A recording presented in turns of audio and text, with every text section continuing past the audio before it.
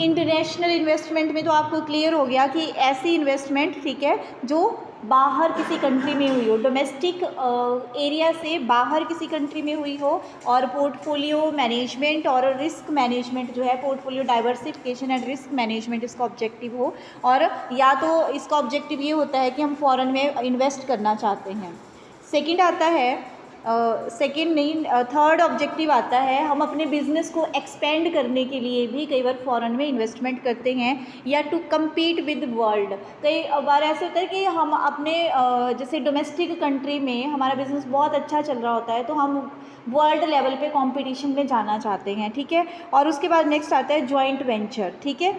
तो ये ऑब्जेक्टिव होते हैं बेसिकली हमारे इंटरनेशनल इन्वेस्टमेंट के। मेथड्स क्या हैं, इंटरनेशनल लेवल पे अगर हम इन्वेस्टमेंट करना चाहते हैं तो दो तरीके से कर सकते हैं। एक है एफडीआई मतलब फॉरेन डायरेक्ट इन्वेस्टमेंट, और दूसरा आता है हमारे पास पोर्टफोलियो इन्वेस्टमेंट, ठीक है। तो सबसे पहले डिस्कस करते हैं एफडीआई को। एफडीआई क्या होता है?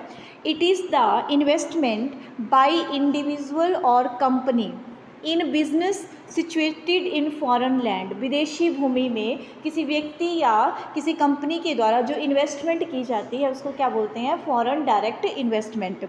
और फॉरेन डायरेक्ट इन्वेस्टमेंट करने के हमारे पास मेथड्स हैं, दो मेथड हैं। फर्स्ट है होली ओन्ड सब्सिडरी, ठीक है। हम जो है पूरे की पूरी जो फॉरेन में कोई ब्रांच होती है या कंपनी या कुछ भी जो सेटअप है उसको पूरे के पूरे को जो है अपने कैप्चर पे रखते हैं। और दूसरा है मर्जर और एक्विजिशन, ठीक है, या तो मर्जर करते हैं एक्विजिशन करते हैं। जो होली ओन्ड सब्सिडरी होती है इसको जो है वो हम ग्रीन फील्ड प्रोजेक्ट भी बोलते हैं या ग्रीन फील्ड इन्वेस्टमेंट बोलते हैं, ठीक है। और मर्जर एंड एक्विजिशन को हम ब्राउन फील्ड इन्वेस्टमेंट बोलते हैं।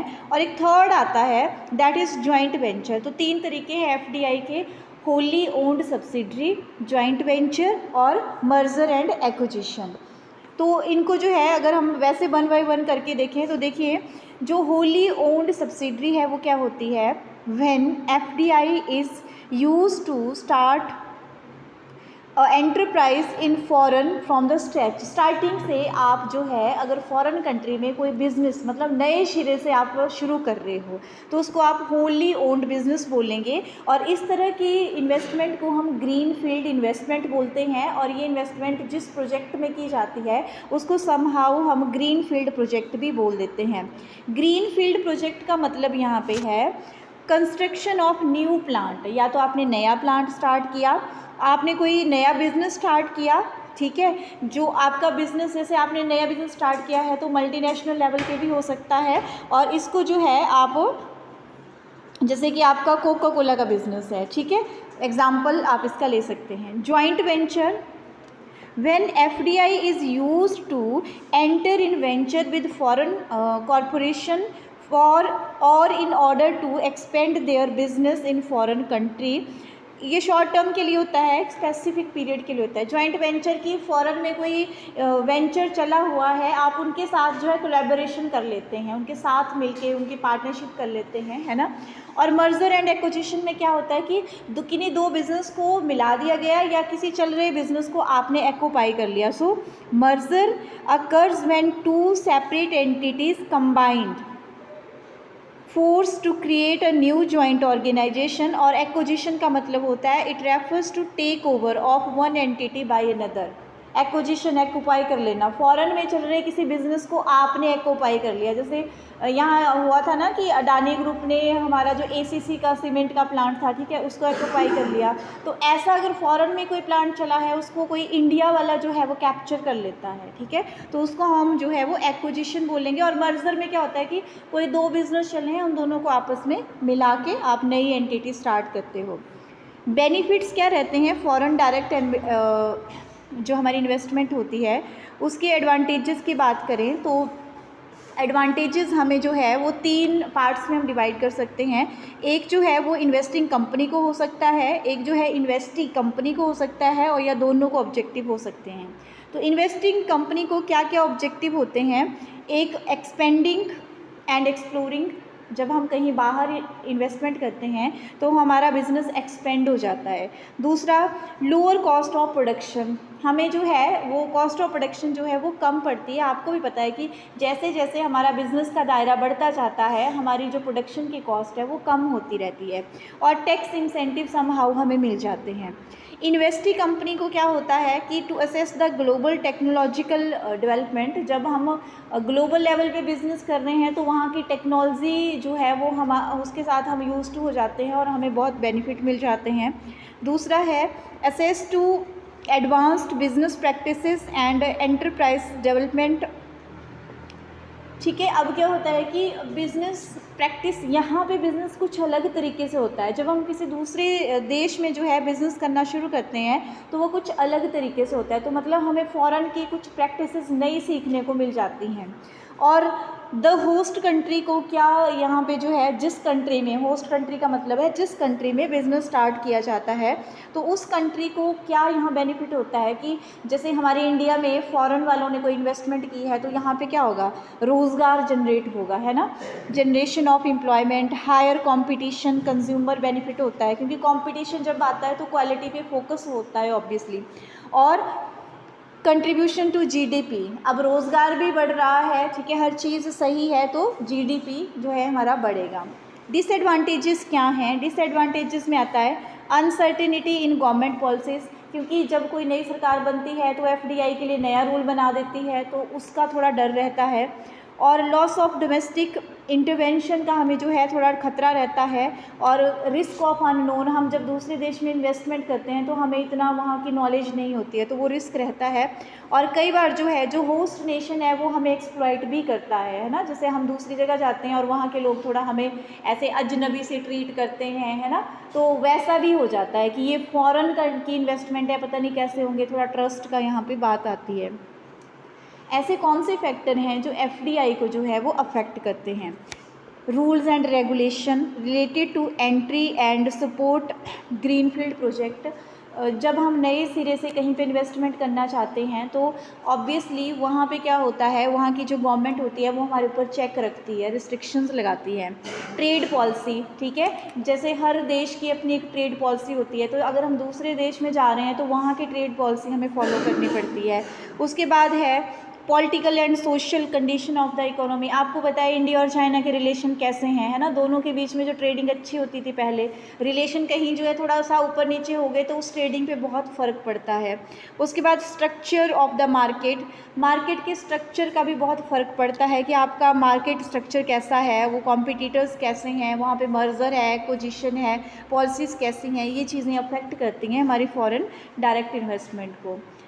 जो हमारी इंटरनेशनल लेवल की इन्वेस्टमेंट है उसको हम दो तरीके से कर सकते हैं, एक तो एफडीआई और दूसरा एफपीआई, फॉरेन पोर्टफोलियो इन्वेस्टमेंट, ठीक है, एफडीआई हमने पढ़ लिया, अब हम जो है फॉरेन पोर्टफोलियो इन्वेस्टमेंट को पढ़ेंगे। तो FPI refers to the holding financial assets and securities by investor in another company outside the investor own country, investor के अपने देश के अलावा किसी दूसरे देश में जो कंपनीज चली हुई हैं उनकी सिक्योरिटीज़ को, उनकी असेट्स को ख़रीदना, जैसे दूसरे देश में कोई कंपनी चली है उसके शेयर हम खरीद लेते हैं, है ना, तो उसको पोर्टफोलियो बोलेंगे।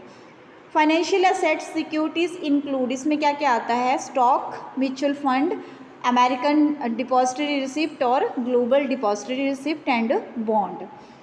अब जो है ये जो हमारी एफडीआई है, ठीक है, FDI FPI is also common way of investment, ठीक है, in the other country, other country में ही ये जो है इन्वेस्टमेंट करने का कॉमन वे है।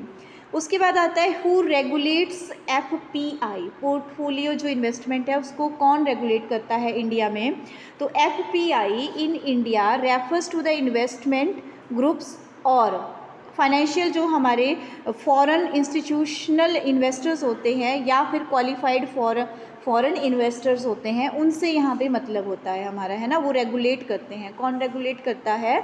जो हमारे फॉरेन इन्वेस्टमेंट इंस्टीट्यूशनल इन्वेस्टर्स हैं और क्वालिफाइड फॉरेन इन्वेस्टर्स हैं।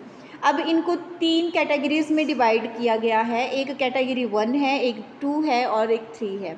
जो कैटेगरी 1 है उसको लो रिस्क कैटेगरी बोला जाता है। लो रिस्क कैटेगरी में हमारे जो है वो गवर्नमेंट बॉन्ड आते हैं, क्योंकि गवर्नमेंट सिक्योरिटी में इतना हमें खतरा नहीं होता है, ठीक है। गवर्नमेंट बॉन्ड, सेंट्रल बैंक की सिक्योरिटीज़, सॉवरेन वेल्थ फंड इसमें आते हैं। और मॉडरेट जिसमें कम रिस्क होता है। तो मॉडरेट कम रिस्क की कौन है? जब it includes regulated entities like banks, ठीक है, जो ऐसी ऑर्गेनाइजेशन जिनका जो किसी रेगुलेशन के अंडर चलते हैं, जैसे बैंकिंग रेगुलेशन एक्ट है इंडिया में, है ना, तो ऐसे बैंक हो गया, या फिर ब्रोकर की हेल्प से आपने कोई इन्वेस्टमेंट की हो। और कैटेगरी 3 में इस रिस्क ज़्यादा होता है, ठीक है, और जो सेकंड कैटेगरी है उसमें कम रिस्क होता है और फर्स्ट कैटेगरी में बिल्कुल लो रिस्क होता है। तो कैटेगरी 3 में वो आते हैं जो कि कैटेगरी 1 एंड 2 में नहीं आई हैं, वो सिक्योरिटीज़ इसमें आती हैं। उसके बाद नेक्स्ट आता है what are the factor determining portfolio investment, ठीक है। फॉरेन पोर्टफोलियो इन्वेस्टमेंट को कौन से फैक्टर अफेक्ट करते हैं? मतलब हम फॉरेन की कौन सी कंट्री में जाना चाहेंगे इन्वेस्टमेंट के लिए? तो उसी कंट्री में जाएंगे जहां हमें ग्रोथ दिखेगी।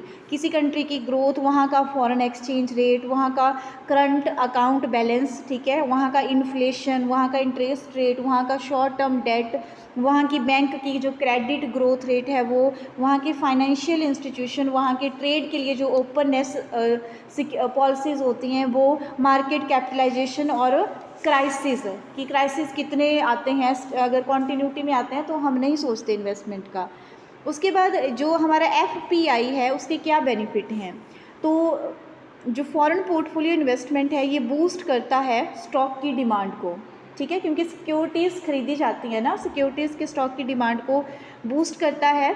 कैपिटल को रेज करने में हेल्प करता है। किसी भी कंपनी को कैपिटल चाहिए हो ना तो वो क्या करते हैं? सिक्योरिटीज़ शेयर इशू करते हैं, है ना। तो शेयर अगर अपनी कंपनी का कोई पर्सन नहीं खरीद रहा है तो हम फॉरेन से जो है इनवाइट कर सकते हैं। और साथ ही साथ जो इन्वेस्टर होते हैं उनको डाइवर्सिफिकेशन भी प्रोवाइड करवाता है कि अगर आप अपनी इन्वेस्टमेंट को डाइवर्ट करना चाहते हो, मतलब इंडिया में नहीं करनी, बाहर करनी, तो एक प्लेटफॉर्म होता है। और साथ ही साथ एक्सचेंज रेट चेंजेस के बेनिफिट भी हमें मिल जाते हैं। कौन कौन से फैक्टर्स हैं जो हमारी पोर्टफोलियो इन्वेस्टमेंट को अफेक्ट करते हैं?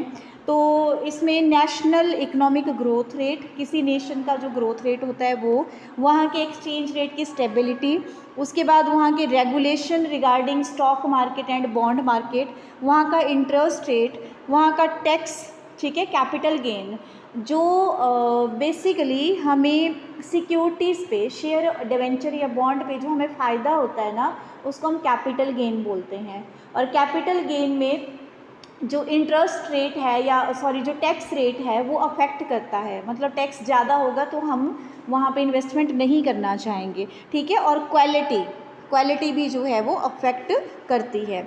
डिफरेंस दिया है FDI और FPI के बीच में, डिफरेंस की बात करें तो इसमें बेसिकली डिफरेंस जो आता है, FDI इज़ बिल्डिंग और परचेजिंग बिजनेस, मतलब किसी बिजनेस को परचेज किया जाता है FDI में, या तो नया बिजनेस सेट किया जाता है। जबकि FPI में क्या होता है? दूसरे देश में चल रहे बिजनेस की सिक्योरिटीज़ को ख़रीदा जाता है, ठीक है। और जो FDI है उसमें जो है डिफरेंट हमारा जो है कंट्रोल की बात करें तो हमारा डायरेक्ट कंट्रोल होता है बिज़नेस के ऊपर कि कहीं ना कहीं, क्योंकि उस बिज़नेस के मालिक हम होते हैं। लेकिन जो FPI है उसमें हमारा जो है असेट्स के मैनेजमेंट के बारे में हम बोल सकते हैं, लेकिन डायरेक्ट कंट्रोल हमारा नहीं होता है क्योंकि हमने कुछ एक शेयर खरीदे होते हैं। उसके बाद FDI नए सिरे से बिज़नेस शुरू करना है, हाई फंड चाहिए। FPI में कम फंड चाहिए होता है।